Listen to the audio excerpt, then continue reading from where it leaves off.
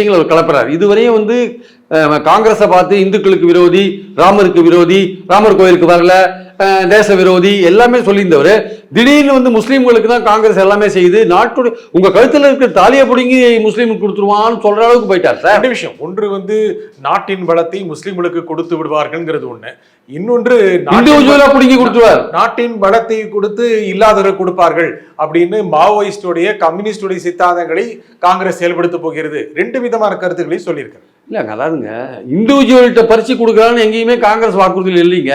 உங்ககிட்ட இருக்கிற சொத்தை பறிச்சோ இல்லை அவர்கிட்ட இருக்கிற சொத்தை பறிச்சோ பிடிங்கி கொடுக்குறாமே இல்லை.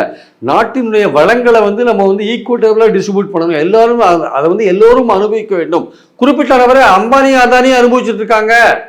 இன்னும் ஒரு குறிப்பிட்ட ஒரு 10 பேர்கிட்ட தான் நாட்டுடைய வளம் 50% இருக்கு அப்படின்னா அது எல்லோருக்கும் பரவலாக போக வேண்டும் என்பது அது கம்யூனிசம் கிடையாது சார். அது இயல்பான ஒரு மனித நேயம். அது ஆக்சுவலா கம்யூனி